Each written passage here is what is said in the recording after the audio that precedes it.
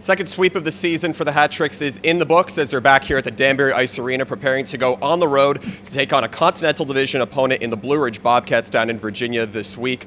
We're pleased to be joined by Matt Voity. I'm Wyatt Kopelman here on episode 11 of Hat Tricks Weekly inside the Aleksandr Lounge here at the Danbury Ice Arena. Matt, thanks for joining me as always. Thanks, Wyatt. So you're coming off a dominant win on Saturday, 2 barn burners, as a matter of fact, against HC Venom. It was the Aleksandr Vasilyev game winner on Friday in the third period, and then the shootout win on Saturday. It was the second of the season for this team. What kind of urgency did you see from your team, particularly on Saturday?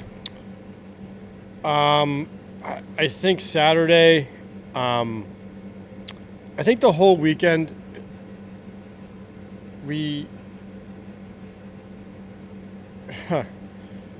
I'm trying to think of the best way to put this. Like we're a very skilled team, and I think sometimes we just kind of play and expect that just to come out, and instead of having some urgency and coming out and really enforcing our game. I think that's the biggest thing we saw this weekend. We took 5 out of 6, but it really should have been 6 out of 6 points, and that's on us.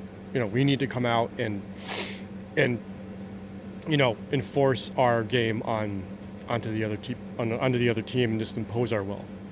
It was a 2-0 deficit after the second period, and it looked like the team was just in a hole, but it dug itself out of that with 3 consecutive goals, and it was the second fastest comeback of the season. What do you believe started working for your team as you found the scoring chances that you did? I think, what I just said. I think the urgency. I think the first one was off a shorthanded goal by Johnny, and after that, like we kind of just had to find our energy, and I think that's one thing as a group we're kind of searching is what's our energy level? Like where's our identity with that? And it's definitely improved. It's been a work in progress since day one.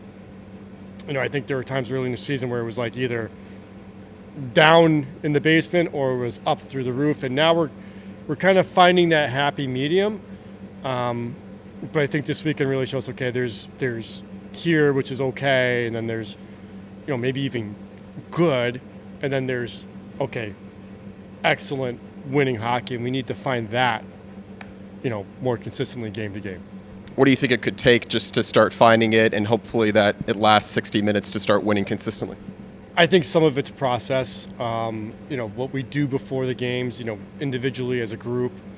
I think some of these guys, we do have a lot of young guys who are new, and they're learning to play pro hockey, and they're learning this league. And I think some of it is like, okay, now, you see the difference, how much of a small difference it is between good and excellent. And in this league now, I think when I first started, it's improved a lot. I don't think there's any softies on the schedule anymore, just because of the compete level. And that's what I think guys have to understand is you can have all the skill in the world, but if you're not going to compete like a dog, it's not going to work. And you mentioned what it takes for the young guys to start to adapt. They have to go through it, and they have to learn how to play with energy consistently. But somebody who's not young on this team is Aleksandr Vasilyev, and he's been on quite a stretch over the last 12 games. He's gotten 4 goals and 8 assists. What do you believe has been working for him so well, and the impact that he's had on this team?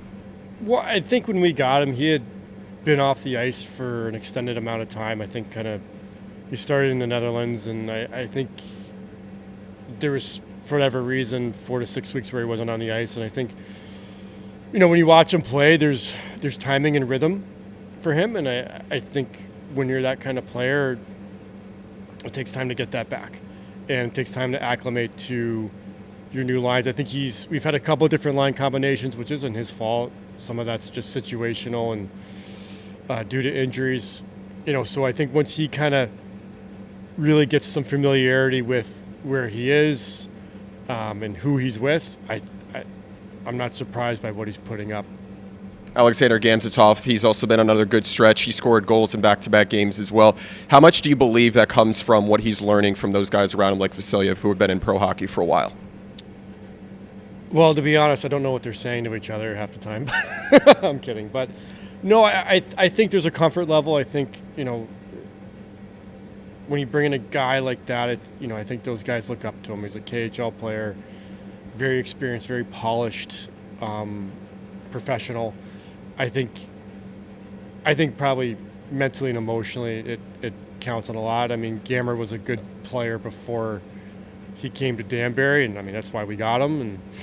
And I think the goal he had, I think it was Saturday, just standing right in front of the net, standing his ground, gets a good tip. Like, those are the kinds of things that I brought him in to do, and hopefully we can spread that out throughout the lineup a little bit more. And I think Vasi encourages that because he knows obviously what it takes to win, and those kinds of goals and those kinds of plays are what we need. And speaking of which, I remember Kyle Gonzalez, the co-head coach of this team, he said after the game on Saturday how important it would be in that third period to keep a simple approach in those O-zone trips, just to try and find the goals that the team needed. That played out. What do you think the team can learn from the adjustments it made going into that third period? I think just you have to replicate that every night. Faceless opponent, if you want to call it that, is it doesn't matter if it's Binghamton or Hudson Valley or whoever. We have to have our own energy level and our own focus, and if we can do that, game to game consistently and keep it high, like I think the sky's the limit. I'm not saying we're a perfect team. I'm not saying our roster's perfect yet. I don't think it is. Like, you are what your record is, but I think if we can find that, we're going to be in really great shape in about 2 to 3 months. Now, concerning the penalty kill in both games against HC Venom on Friday and Saturday, it stood tall on 5 of the 6 times it was called upon. How encouraging was it to see that the guys who were on special teams get their job done when they were called on? Well, I think, our kill has definitely struggled, and I think whenever you have a weekend where, I think whenever a team is struggling or a player is struggling or a specialty team group is struggling and they get some success, I think it's huge. It can springboard you, into the future for a couple weeks, maybe even a couple months. I don't think we were ever that far off. I'm not going to make excuses for our penalty kill. We weren't taking a lot of penalties, and it just was like, all right, we're not taking a lot, but when we get one, we're getting scored on. So, it was good for them to get the reps, number one, and then have successful reps. And now I think understanding the value of our energy and our focus is huge. I think some of our penalty kill issues were from what I said before, where we're like this too much during a game. That wave is starting to kind of settle down. As that settles down, I think the penalty kill will be better, but again, anytime you can actually have success in a game with it, it's huge. And when you're working with really young guys who are just getting into pro hockey for their first, if not just their second seasons, or even those who have been around pro hockey for a while, how much of the penalty kill adjustments can you make from film as opposed to in-game when you're trying to get these close wins that you need? I mean, we do film during the game too, during intermission, so I think the biggest thing is kind of understanding the other team's power play and who they're going to and what they're trying to do. Every team kind of has their tendencies and where they're trying to go with it. And I think, again, it's there's the young guys coming to the rink with their minds ready to go, and not just kind of like, okay, we're just going to play hockey. Like really being laser focused on what they need to do and what they need to do in each situation. And, hey, it takes time. Some of these guys are jumping right out of junior hockey where maybe they didn't even do film. So. And in the last 4 wins this team has had, it's scored 9 times on the power play. How much of an advantage do you see that being going forward as your team, of course, wants to create advantages early in games? Well, specialty teams is huge. I mean, if you're, combined, you want that number, the percentage numbers to be around 100. I think, what are we at, 75 and 25 right now? So you'd like to have the 75 be a little bit higher, but when your power play can be 25+%, I think we're top 5 in the league or top 4 in the league. It's a great equalizer. There's times where our power play was cold earlier in the year, where if we got a goal, maybe that game goes differently. Maybe the complexion of the game goes differently, or maybe the complexion of the season thus far is a little bit different. So we want to continue that, and we want to, we can start getting the PK up a little bit. Like, it's going to be huge going into the dog days of the hockey season. They're not far. We're almost halfway through the season here, but switching sides, Connor McCollum, he turned in 49 saves for the 4th time this season, and it seemed like a little while since he had that number of saves, and it was also the second shootout win that he's collected this season. How have you assessed what he's done in the net as of late? I mean, he's been really good. I mean, he's had a couple hiccups, but nothing to get worried about. He's mentally and emotionally handled everything pretty well. I mean, there's definitely been nights where we've left him hung out to dry and kind of said, "Hey, Connor, figure it out." And that's certainly not easy for a goalie to handle. And we're trying to lessen that on him and lessen that load. And